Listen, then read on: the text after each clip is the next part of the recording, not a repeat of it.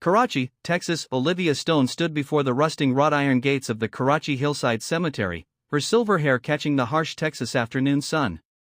At 62, she had everything money could buy in her sprawling Houston mansion, except the one thing that mattered most. Her daughter, Lena, had been gone for 3 years now, and the emptiness, vast and echoing as the West Texas plains, never quite went away. She visited every Tuesday afternoon, always alone, always at 3 p.m. when the Karachi cemetery was quietest, a solitary figure against the dusty, sun-baked landscape. As Olivia walked the familiar path of crushed limestone toward Lena's grave, she noticed something unusual. A man in a maintenance worker's uniform was kneeling beside the headstone. Beside him stood a little girl, about 5 years old, with dark, braided hair and a faded denim dress. They seemed frozen in a moment of quiet conversation. "Excuse me," Olivia called out, her voice sharp with the confusion that cut through the heavy silence. "What are you doing here?" "This is my daughter's grave." The man looked up, startled. He was in his mid-30s, with kind, weary eyes and hands worn by hard work. The little girl clutched his arm, frightened by Olivia's tone. "I'm so sorry, ma'am," the man said, his voice carrying a soft Texan drawl. He quickly wiped his eyes and helped the little girl to her feet. "We didn't mean any disrespect. We were just. We'll leave right away." Olivia looked down at the grave and noticed something she'd never seen before. Fresh bluebonnets, the state flower, lay there, simple and wild, arranged with obvious care. Beside them was a small drawing on coarse paper, clearly made by a child, showing stick figures holding hands under a scorching sun. "Wait," Olivia said, her voice softening as the Texas breeze stirred the flowers. "Please, I'd like to understand. How did you know my Lena?"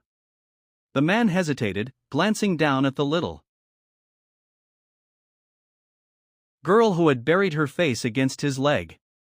"My name is Javier Mendez," he said quietly. "And this is my daughter, Anya."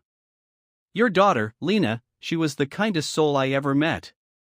Olivia felt tears spring to her eyes at the sound of someone else speaking her daughter's name with such genuine affection. "Please," she whispered, gesturing to a nearby bench under a gnarled mesquite tree. "Would you sit with me? Tell me about her." Javier looked surprised but nodded. They walked together to the bench, and Anya climbed onto her father's lap, still watching Olivia with cautious, dark eyes. "I work as a custodian at Mercy General Hospital in Houston," Javier began, his gaze drifting toward the distant horizon. 3 years ago, my wife, Isabella, was diagnosed with cancer. We didn't have much, no insurance, no savings. I was working 2 jobs, cleaning offices by day and the hospital by night, just trying to keep up." Olivia listened, the heat of the day momentarily forgotten. "Lena was Isabella's nurse for 6 months, Javier continued. But it wasn't just the medical care. Lena would stay after her shift ended. She'd sit with Isabella, talk to her, make her laugh with stories. When Isabella was too weak to speak, Lena would read to her, old Spanish poetry she'd learned just for her." Olivia closed her eyes, picturing her daughter doing exactly that. Lena had always had a heart as big as Texas. "One day," Javier went on, his voice thick, "Lena found out I couldn't afford childcare for Anya. I'd been bringing her to the hospital, leaving her in the waiting room during my night shifts. Lena started looking after Anya on those nights. She'd bring books, she taught Anya to draw, she made my daughter feel safe during the scariest time of our lives." "I didn't know," Olivia whispered, the words barely audible. "She never told me." "That was Lena," Javier said with a sad, gentle smile.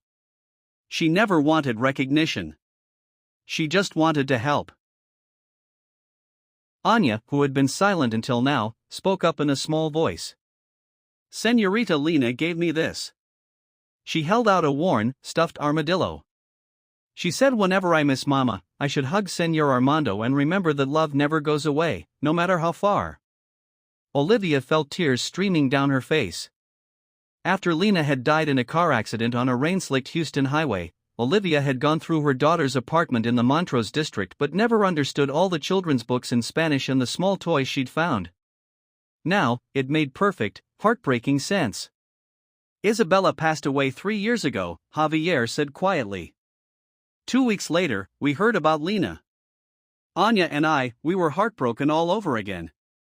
We had no family here. We didn't think we'd be welcome at the funeral. But we needed somewhere to say goodbye, to thank her. So we started coming here.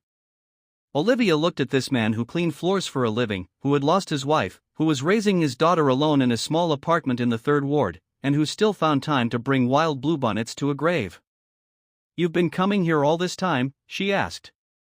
"For 3 years?" Javier nodded. "Usually early in the morning, before my shift. We leave flowers when we can find them. Anya draws pictures. It helps us both." Olivia realized that while she'd been mourning alone in her big, empty River Oaks mansion, feeling sorry for herself, these two had been here in the Karachi heat, honoring her daughter's memory with the little they had. "I'm sorry I spoke to you so harshly," Olivia said, her voice trembling. "I've been so lost in my own grief. I forgot that that she touched so many lives." "You have nothing to apologize for," Javier said gently. "Losing a child. I can't imagine anything harder."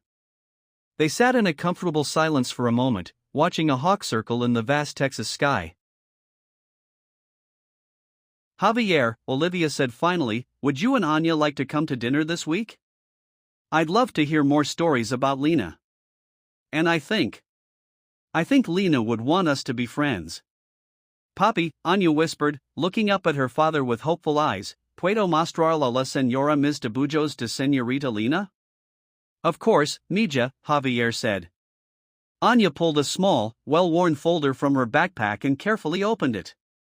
Inside were dozens of crayon drawings, Lena reading books, Lena in her nurse's scrubs with a big stethoscope, Lena with a smile as bright as the Texas sun, her hair like spun gold.